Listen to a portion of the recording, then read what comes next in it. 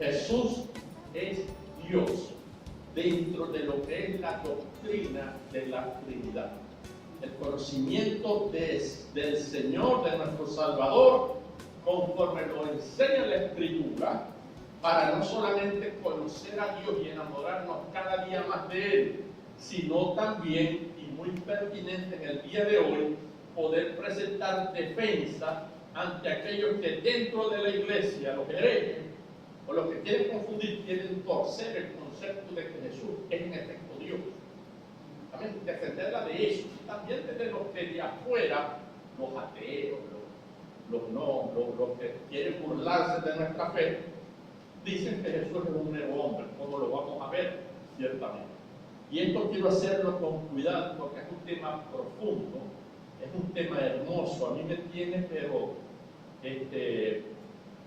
embelesado, enviciado.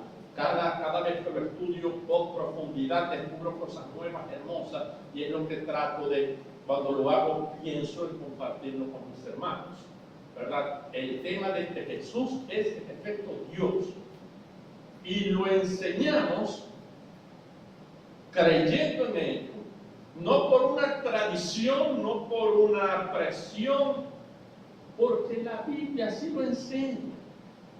No hay para dónde agarrar. El que lee la Biblia, teniendo en cuenta, como hemos dicho, unos criterios básicos, unos criterios de interpretación básicos, puede deducir, inferir de lo que dice el texto bíblico, que Jesús es Dios. Y que el Dios a quien servimos, el Dios que la Biblia enseña, es en efecto un solo Dios que existe en tres personas distintas, en tres personas particulares, siendo las tres un solo Dios. Esto es locura para mucha gente. Esto no lo aceptan los judíos, por ejemplo, cuando toman como punto de partida la fe, uno de sus dichos fundamentales, ¿verdad? Tomado de los 10 mandamientos. Te dice: oye Israel, el Shema Israel. En hebreo, Shema Israel, Yahvé Eloheinu, Yahvé Echad. O Ejed. Oye Israel, el Señor nuestro Dios, el Señor uno es. De ahí que no hay manera que es uno. Entonces, para la mente humana, ese tipo de lenguaje le lleva, cuando trata de comprender al Dios de la Biblia, le da el freno, porque uno, en la mente humana, está acostumbrada a ver cantidad unitaria. O sea, un solo objeto se corresponde con el concepto de uno solo. Amén. En la Biblia no es así. Hay otros criterios en el lenguaje bíblico que permiten aceptar que el concepto de uno no tiene que ver con lo particular numérico, sino tiene que ver con que un ser participe de ciertas cualidades. ¿Me estoy dando a entender? Si se participan de ciertas cualidades, no queda otra que admitir que el ser que participa de determinadas cualidades se le puede adjudicar un nombre, una voz. Este nombre puede ser una palabra, una frase, una palabra sola, puede ser una frase, como lo vamos a ver. Si participa de ciertas cualidades, se le puede adjudicar un nombre, en este caso Dios. Entonces, vuelvo y repito, no es sencillo eso, yo lo admito. La mente humana, en mi opinión, carece de recursos intelectuales para aprender, para comprender. Comprender es aprender de manera completa, aprender a abarcar todos los conceptos y las implicaciones conceptuales y racionales que implica una forma de hablar bíblica. Es complicado eso de que Dios es uno en tres personas. ¿Cómo es que si son tres unidades, a estas tres unidades se le llama uno? No puede ser, ¿verdad? Cuando hay más de uno se habla de una pluralidad. Amén. Eso es complicado. Yo creo que la mente humana carece de recursos en gran medida para entender esto. Y es lo que le pasa a los judíos, es lo que le pasa a los testigos de Jehová, a los unitarios, a los mesiánicos, a los gnósticos, a los agnósticos, a los ateos, de entender eso. Amén. Me estoy dando a entender. Es importante que comprendamos eso. Si no lo entiende, levante la mano. Pastor, por favor, ¿puedes repetir o explicarme mejor? Amén. Levante la mano primero y en su momento yo le haré saber. Entonces, yo soy el primero que admito que esto no es trivial.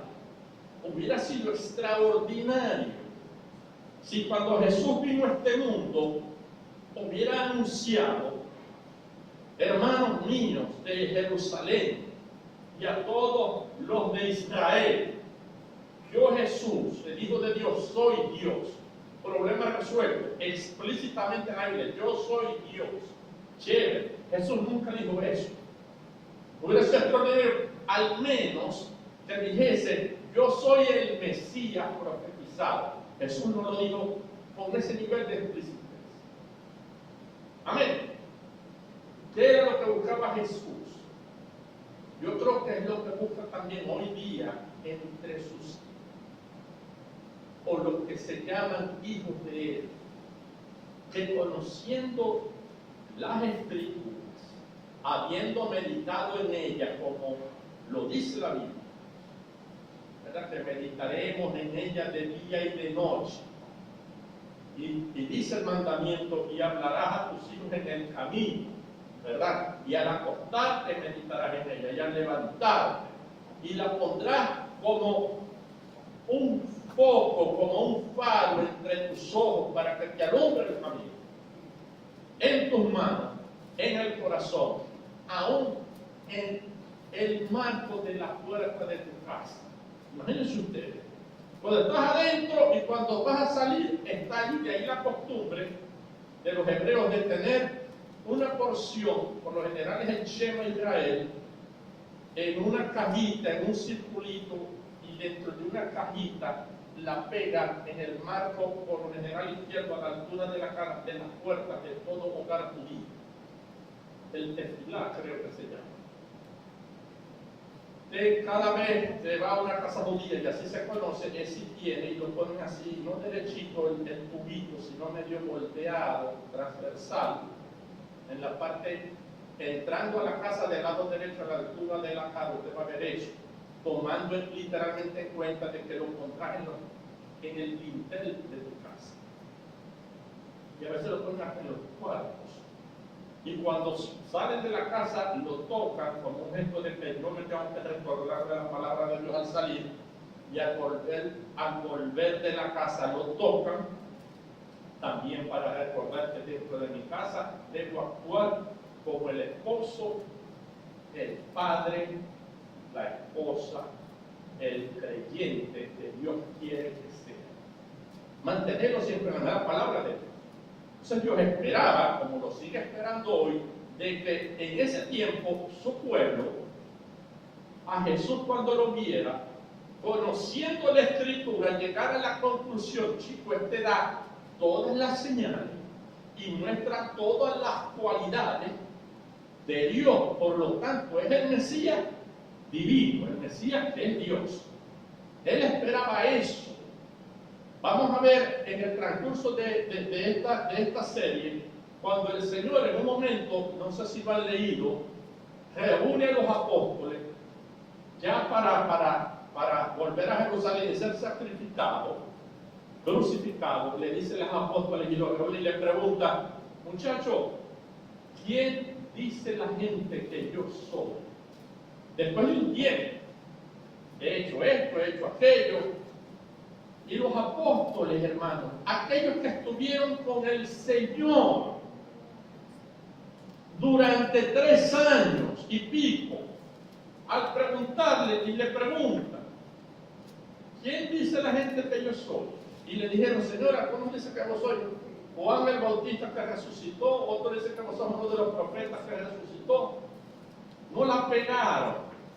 Entonces ellos, me imagino, entristecidos, le preguntan a los 12, muchachos, ¿y ustedes qué dicen que yo soy? Y se quedaron callados, y solo uno respondió, Pedro, Señor, tú eres el Mesías. Lo identificó, chico, y luego añade el Hijo de Dios viviente. Solo Pedro lo identificó. Y por eso el Señor le dio un regalo. Pedro, eso no te lo reveló ni carne ni sangre por haber dicho eso. Entonces yo te voy a dar las llaves para que abras el reino a toda la humanidad. La posibilidad de que me conozca toda la humanidad y no solamente el pueblo de Israel con quien Dios ha hecho pacto en Sinaí, sino ahora un nuevo pacto que yo voy a inaugurar en mi sangre para toda la humanidad.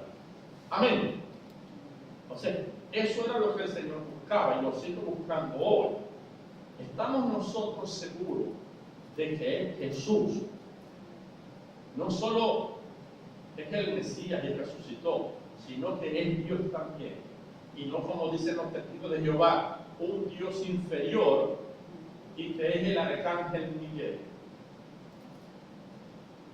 O como dicen los gnósticos, aún hasta el día de hoy, que es un demiurgos, es una emanación de Dios. Un semidios, un Dios intermedio entre Dios, el Padre, que no se llama el Padre obviamente, ¿verdad? Y el mundo creado, un intermediario. Porque Dios no se puede ensuciar con las cosas del mundo, entonces crea un Dios inferior, al que llaman demiurgo, al que llamaban el Logos, y él fue el que creó todas las cosas. No. La Biblia dice que él es Dios. Y es lo que vamos y lo que hemos estado aprendiendo. Amén.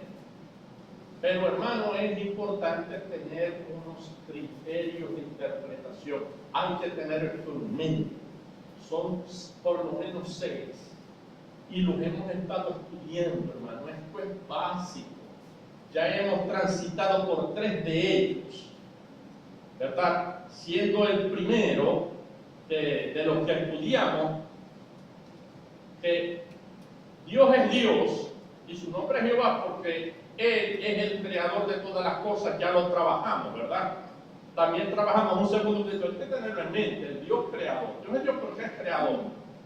Dios es Dios porque Él gobierna y sustenta el universo de manera responsable. Amén. Y número 3, que lo trabajamos y terminamos la semana pasada, es que Jehová, y esto es un criterio importante que tener en mente, no comparte su gloria con nadie, ni permite que se alabe, se adore, se sirva o se venere a ningún otro ser que no sea Él. Es decir, nada de lo que Dios creó, lo vimos, ¿verdad? Nada de lo que fue creado, Dios permite que se adore, se venere, se alabe, se reciba. No lo permite. ¿Y qué es lo creado? Según estudiamos todo. El aire, el sol, las estrellas, las plantas, ¿verdad? Los animales y cualquier ser humano. Ni los ángeles, que son superiores a los hombres. Dios no permite que se alabe nada que es creación. Solo permite y admite que se alabe al Creador y el resto lo prohíbe. Amén. Eso quedó claro, ¿verdad? Y vimos ejemplos de adoración a las piedras, a los árboles, a los animales, a los seres humanos. Amén. Vamos a ver ahora, en esta oportunidad, la cuarta premisa, el cuarto criterio fundamental acerca del Dios de la Biblia que debemos tener en cuenta. Vamos a ir trabajando un plano un poco más abstracto. Amén. Le pido al Señor que me dé la sabiduría para poderlo transmitir de manera sencilla, y le pido al Señor que a través del Espíritu Santo, haga la obra de guiarnos a toda verdad y enseñarnos todas las cosas. Pues sin el Espíritu Santo esto es casi imposible. Hermano, otro criterio importante, atención con esto. Esto por lo general no se enseña en la iglesia, y facilita mucho la defensa de la fe y entender muchas cosas de la Biblia. Hermano, otro criterio es saber distinguir entre la referencia, cuando la Biblia hace referencia a una persona como tal, a una persona concreta, y cuando la Biblia hace referencia a las cualidades o características que distinguen a esa persona. Eso hay que entenderlo, porque si no nos vamos a enredar. Hay que hacer una diferencia entre la referencia, cuando la Biblia habla de una persona concreta, Pedro concreto, Juan concreto, o las cualidades de una persona, no mezclar, o tener conciencia de que esto existe. Ejemplos que lo explican, yo creo que bastante bien, es este que está acá. Mira lo que dice Malaquías, el último profeta del Antiguo Testamento. Malaquías capítulo 3, verso 1, y el capítulo 4, del 5 al 6. Malaquías aquí está hablando de que no solo el Señor iba a enviar al Mesías, sino para que nosotros los seres humanos, en este caso los judíos, no los engañara cualquiera. Antes de la venida del Mesías, Él iba a mandar a un profeta que anunciara que iba a venir. O sea, una doble rectificación. No solo les voy a dar las cualidades, los atributos, las señales que va a mostrar el Mesías. Pues el diablo puede utilizar a cualquier ser humano para engañarlos. Amén. Yo voy a enviar mosca, porque voy a enviar atentos, porque voy a enviar también un profeta previamente que lo va a anunciar. Entonces tenemos el profeta y al Mesías. Y Satanás, habiendo escuchado esto, va a engañar al hombre en el momento de la gran tribulación, e imitando lo que Dios hace, va a mandar a un falso profeta que va a anunciar a un falso Cristo, un falso Mesías, que resulta que es la bestia, el anticristo. Amén. Entonces, mire lo que dice Malaquías, es una advertencia. Malaquías cierra con esta, describiendo a este profeta, y Lucas en su evangelio abre haciendo referencia a esa profecía. Tremendo. Lucas en su forma metódica, científica de explicar todo, comienza dando, chicos, lo del profeta, es verdad, porque se cumple lo que dijo Malaquías. Vamos a ver qué dice Malaquías. Malaquías 3, verso 1 y 4, 5 al 6, o 4, 5, para reducir el tiempo. He aquí, miren lo que dice el Señor: yo envío mi mensajero, el cual preparará el camino delante de mí. Aquí hay una prueba de que preparará el camino. ¿A quién le va a preparar el camino? Según este texto. A Jehová, que es el que está hablando, ¿verdad? Ahora, ¿a quién en realidad le preparó el camino? Al Mesías. Entonces, ¿qué me dice eso? Que el Mesías es Jehová. Esto es extraordinario, hermanos. Traten de no perderse los próximos estudios, porque vamos a hacer un análisis de algo que yo lo pude ver estudiando mucha literatura.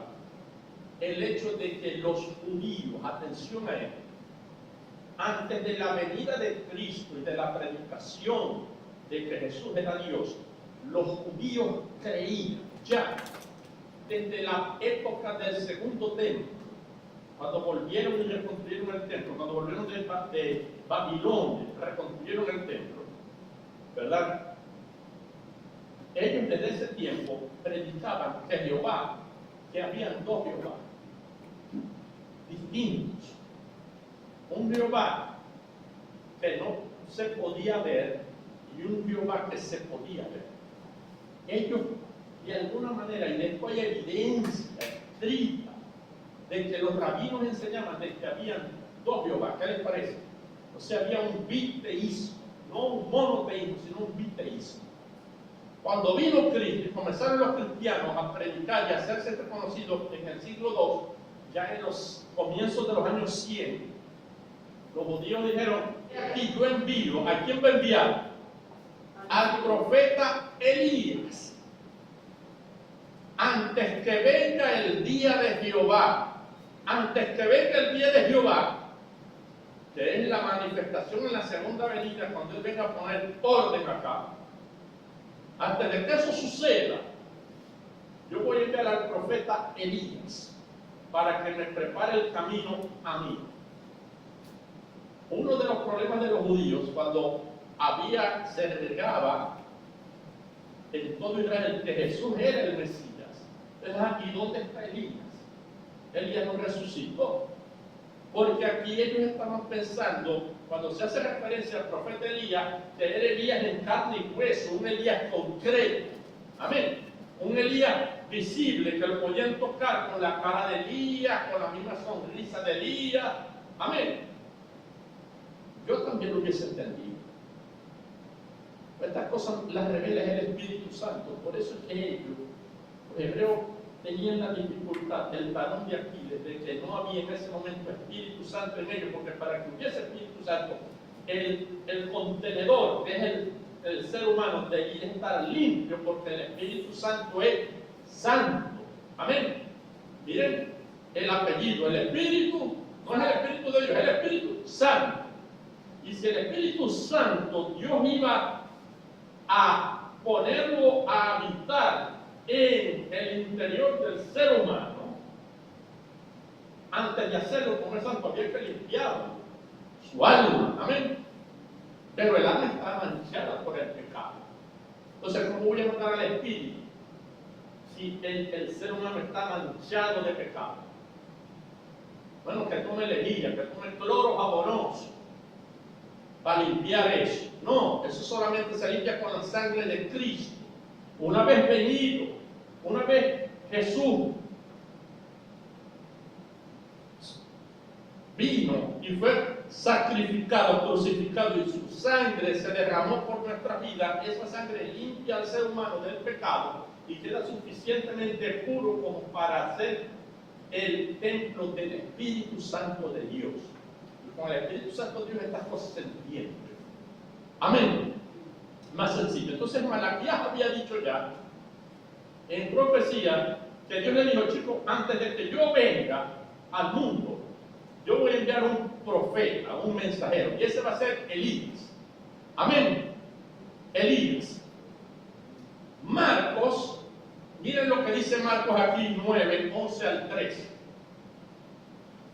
Marcos narra que le preguntaron al Señor diciendo: Señor, ¿por qué dicen los escribas que es necesario que Elías venga primero?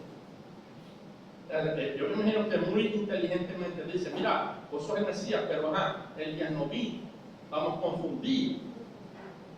¿Por qué entonces dicen los escribas? Los escribas eran los maestros. Los escribas que es necesario que Elías venga primero, obviamente para anunciar al Mesías, como dice Malaquías. Amén. Respondió él, o sea, respondió Jesús y les dijo: Elías, a la verdad, vendrá primero y restaurará todas las cosas. Pero os digo, miren esta forma de hablar del Señor. Pero os digo que Elías ya vino y le hicieron todo lo que quisieron, como está escrito de él. O sea, ya Elías vino. yo si hubiera sido, hubiera estado ahí, mismo y cuando vino, no lo vimos. Y nosotros somos los apóstoles. Nosotros no lo vimos. Mateo aclara la situación, porque Marcos solamente lo deja allí. Mateo aclara en la narrativa, dice que mientras ellos se iban, comenzó Jesús a decir de Juan el Bautista a la gente.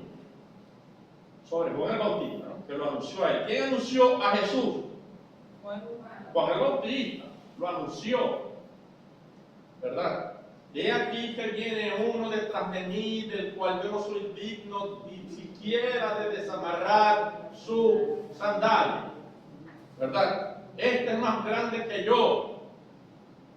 Amén. Entonces Jesús le comenzó a decir, nos dice Mateo, acerca de Juan el Bautista a la gente, y les preguntó, ¿qué saliste a ver en el desierto? Porque recuerden que Juan el Bautista comenzó su ministerio viviendo en el desierto. En el desierto comiendo miel, fíjense bien, comiendo miel, comiendo langostas que son como grillos grandes. En el desierto se sustentaba su vida y vestía de cierta manera. O sea, estas cualidades, estos atributos que mostraba Juan el Bautista de vivir en el desierto, de vestir de una manera determinada, de comer y alimentarse con miel y este tipo de insectos, era característico ¿de quién? De Elías. Entonces uno pensaría, Elías va a venir, pero entonces no era Elías con la cara de Elías, era alguien, una persona concreta de carne y hueso, que probablemente no era Elías mismo, sino que se le llama así, porque vive, hace, habla lo mismo que Elías, es decir, mostró las cualidades y las características y los atributos de Elías en toda su manera de ser. Amén. ¿Me estoy dando a entender? Le pregunté, ¿a quién viniste a ver? En el desierto, a una caña sacudida por el viento. ¿Viniste a ver a un profeta? Hablando de Juan. Y le digo, pues sí, os digo, ¿sí? Ese Juan el Bautista era un profeta y más que un profeta. Porque hablando de Juan el Bautista, es de quien está escrito. Fíjense, o sea, Juan el Bautista de carne y hueso, Juan. De ese es el que está escrito y le cita Malaquías 3:1 que acabamos de leer. De este es a quien hace referencia la Biblia en el Antiguo Testamento, cuando Malaquías dice, de él dice, he aquí yo envío mi mensajero delante de tu faz, el cual preparará tu camino delante de ti. Mi alma, pero sí, nosotros hemos leído Malaquías, como no, tenemos la Biblia aquí, pero él dice que es Elías, y bueno, estoy diciendo que esto se no es de Juan el Bautista, entonces aclaramos mismo, ¿es o Juan el Bautista o es Elías? ¿Quién de los dos? Y dice más adelante el Señor en el versículo 14, y si queréis recibirlo, si lo aceptáis, él, Juan el Bautista, es aquel Elías que había de venir. Por lo tanto, se cumplió la profecía de que un profeta iba a venir a anunciar mi camino, y ya vino, y ese es Juan el Bautista, que es Elías. ¿Cómo se entiende esto?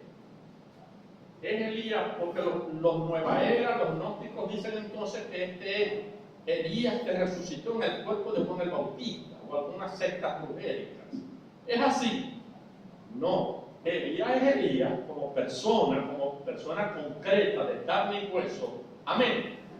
Y Juan el Bautista es una persona concreta de carne y hueso que a lo mejor no se parece en nada físicamente, morfológicamente, morfométricamente, a lo mejor no se parece en nada a Elías, pero mostraba las características de Elías, la forma de vida de Elías y lo que se supone que Elías iba a hacer como ministerio, que era anunciar al Mesías.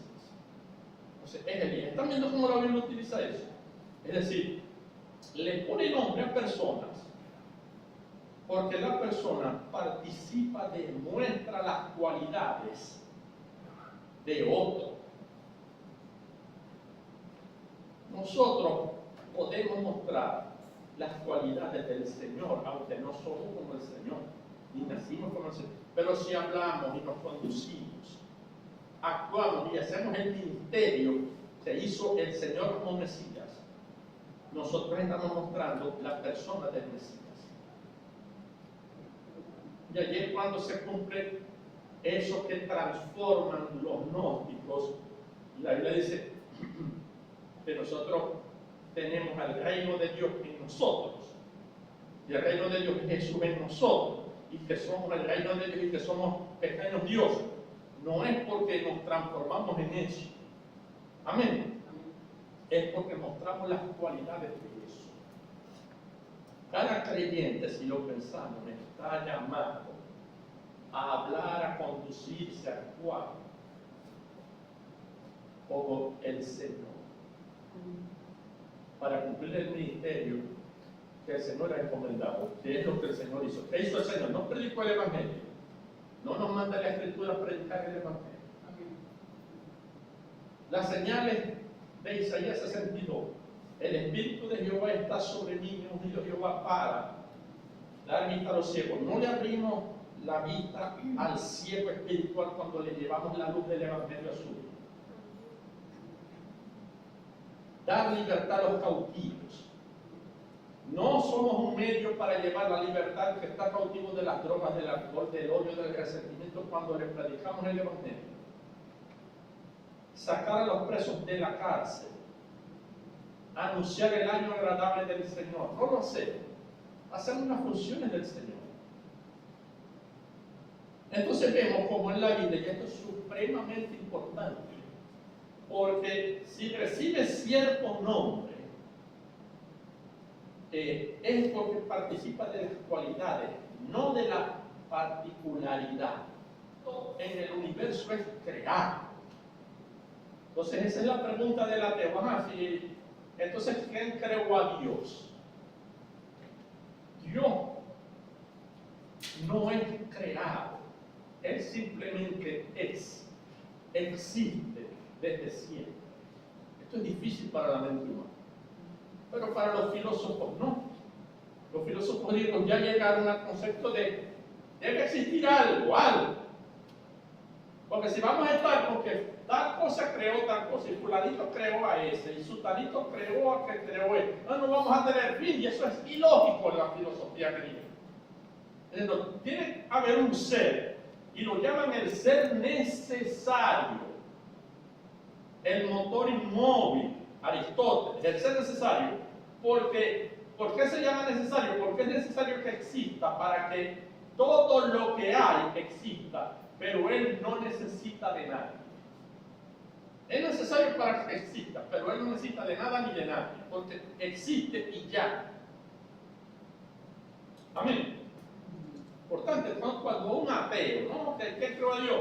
Bueno, hermano, no, porque tú crees eso, pues soy evangélico y te engañó la iglesia y el pastor, no. Aristóteles y el evangélico de la iglesia en su tiempo, y ya Aristóteles, uno de los más grandes pensadores de la humanidad que ha existido, ya llegó a esta conclusión y lo llamó el ser necesario, el motor inmóvil, porque todo, en el universo todo se mueve.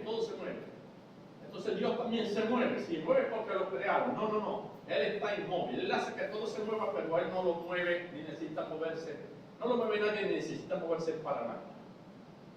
Amén. Entonces Jesús es Dios, como lo vamos a ver, y es una persona. El problema son con las personas. Decimos un solo Dios en tres personas, dice el credo, ya creo que para el tiempo de Calcedonia, o el primero que hubo, que lo vamos a estudiar, el de Nicea. Un solo Dios en tres personas. Ahí está el problema. Tres personas distintas, pero que los tres son eternos, que los tres son omnipotentes, que los tres son omniscientes, ¿verdad? Que los tres son justos, que los tres son vida, que los tres son misericordiosos. Amén. Todos participan de las mismas cualidades, siendo tres personas distintas. Es Dios. Y para mí no hay problema Jesús es Dios. Entonces, eso no es politeísmo. Esa es la manera que Dios existe. ¿Me doy a entender? No son tres dioses. No. Es un solo Dios existente por necesidad. Tenemos que llegar a esa conclusión. Es tres personas. Uno es el Padre. Y la Biblia dice que es lo que hace el Padre.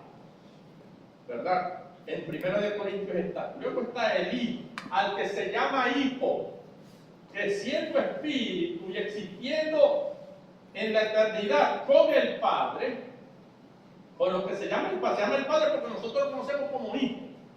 Amén. ¿Cómo conocemos nosotros a Jesús? Cuando se encarnó. Entonces Él desciende, ya vamos a ver por qué. Él se adjudica el nombre de Hijo y a Jehová en el cielo Padre, y hay otro Jehová que es el Espíritu Santo, y cada uno tiene una función que hacer y que no se mezcla para los fines de salvar al hombre. Entonces el Hijo vino y asumió cierta característica como hombre, lo vamos a estudiar, ¿verdad? Y asume la condición de Hijo, como vamos a estudiar a mayor profundidad, porque se relaciona con el Padre como Padre, porque nos quiere enseñar a nosotros.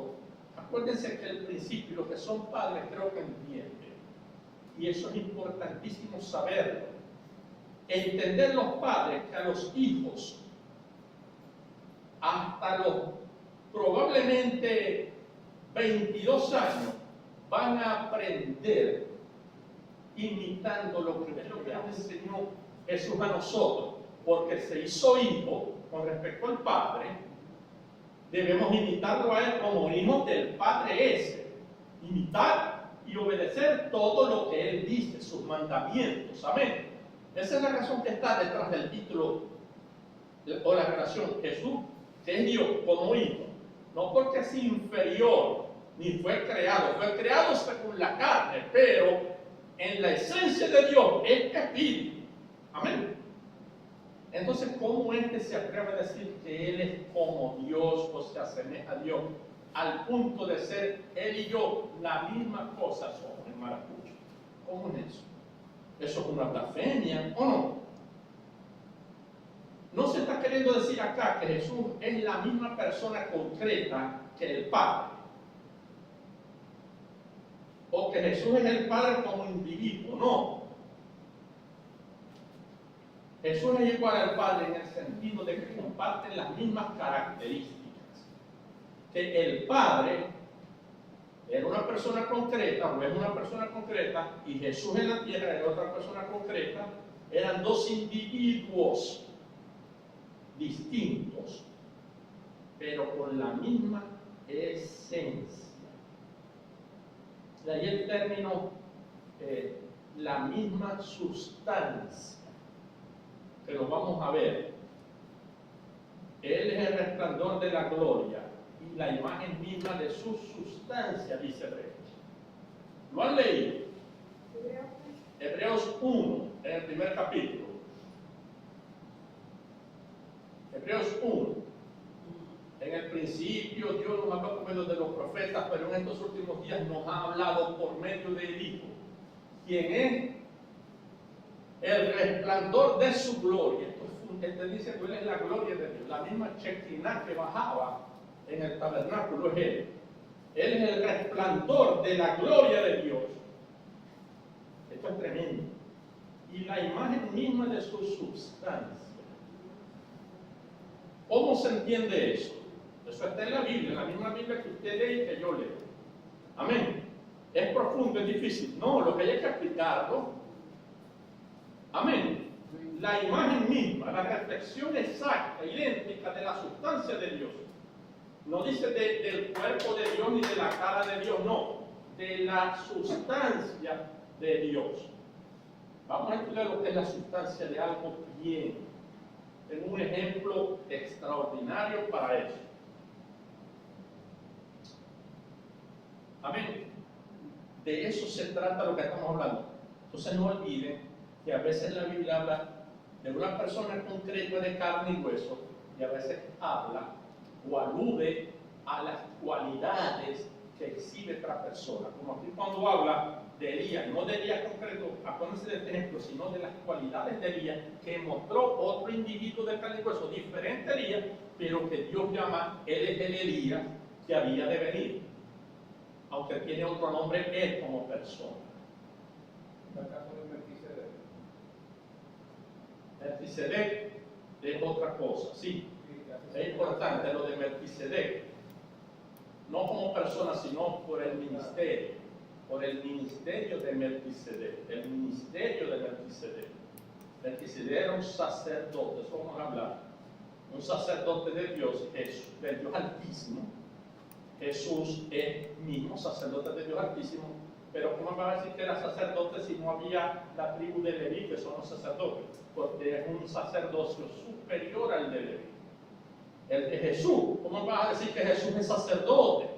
Si según la ley los sacerdotes descienden de Leví y Jesús desciende de Judá. Eso es una contradicción, ¿no? Porque Jesús es sacerdote según el orden, no de Leví, sino de Melquisedec. Eso es lo que quiere decir allá. Hay un rollo que la gente cree, Melquisedec era Jesús. No, hermano, si es una cosa, los que participan en este caso es del mismo ministerio, y en su ministerio según la orden que tiene. Amén. Un ejemplo sumamente importante de tomar las cualidades emblemáticas de alguien que tiene su propio nombre o un título determinado e identificarla con otra persona que tiene una o varias de esas mismas cualidades para referirse a esa persona, no con el nombre que tiene, sino con el que posee esas cualidades. Esto parece un trabalengua. Vamos con un ejemplo. Esto es lo que se denomina cierta forma de metonimia.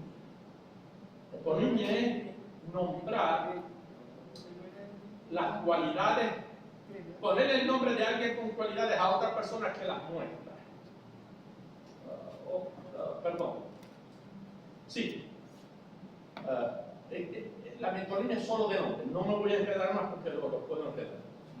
Un paradigma de esto, y aquí es importante, es lo que sucede con el término Dios. En hebreo hay 3 palabras para referir o que se traduce en castellano como Dios. Hay 3 en hebreo, 3. Lo que la Biblia traduce como Dios son 3 palabras en hebreo. Una de ellas es así, ¿verdad? En hebreo es Dios.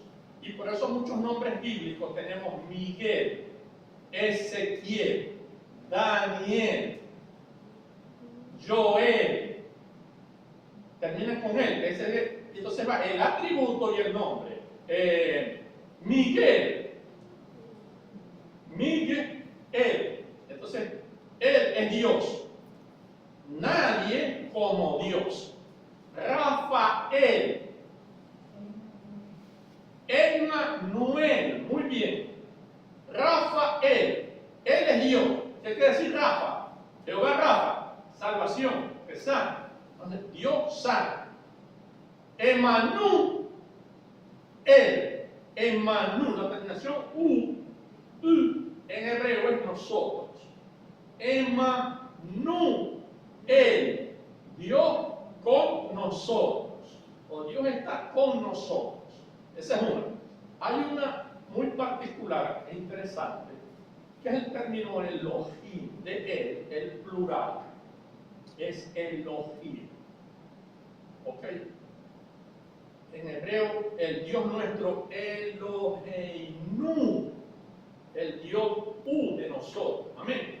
Elohim es el plural de él, o Eloah, como en payano voy. Elohim. Hay mucha gente piensa que al ser plural, y cuando usted lee Génesis, por ejemplo, Génesis dice, y dijo Elohim. Todo el primer capítulo de Génesis habla de Elohim. En el principio creó Elohim los cielos y la tierra. Berashit bara Elohim et hashamayim ve'et haaretz. Creó Elohim, bara Elohim. Importante ese término como comienza Génesis. Berashit, en el principio. Lo vamos a estudiar también, porque así comienza Juan, en el principio. Hay una razón por qué con su prólogo comienza así. Elohim. Entonces, erróneamente, muchos hermanos, erróneamente, dicen que esa es una prueba de que, como es plural de Dios, entonces debe traducirse en el principio, dioses creó los cielos y la tierra. No. El plural de una palabra en hebreo puede ser, en efecto, varios, pero también el plural es algo de superlatividad. Entonces, Elohim aquí no es que es varios, sino que uno solo, pero a nivel superlativo. Entonces, el Dios santísimo, el Dios altísimo, el Dios diosísimo. Amén. Esto también se prueba cuando uno lee en hebreo el término el lugar santísimo. Había el lugar santo, ¿verdad? Kadosh HaKadosh, y está el lugar santísimo. ¿Cómo creen ustedes que si la palabra para santo es Kadosh y todo el plural termina en in, ¿cómo se dirá? Kadoshim. Y así es que se dice en hebreo el lugar santísimo. Kadosh Kadoshim, no es el lugar santo, santos, porque es plural. No. El lugar santísimo es el plural en hebreo. Entonces, por muy bueno que sea, y yo lo he leído en libros y en comentarios, y en la iglesia se predica, que la prueba de que Dios es plural es porque utiliza el término Elohim, que es plural de Él. No. Es porque es un superlativo. Diosísimo. El im también es superlativo, lo máximo. Entonces, en el principio que Dios creó el Dios de los dioses, el Papaupa, el Dios más excelso. Amén. Que trae confusión también si no se entiende eso. Algunas sectas dicen que hay varios dioses. Se llama enoteísmo. Que hay varios dioses, pero uno es el Dios principal. Y luego hay otros dioses. No es monoteísmo, sino lo llaman enoteísmo. O sea que hay varios dioses, pero uno es el Altísimo. Amén. No.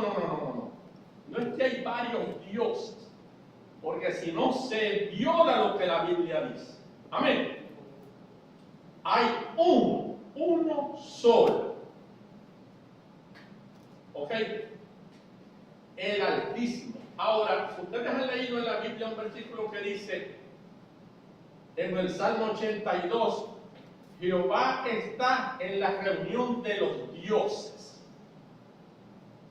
¿Lo dice o no lo dice? Lo dice.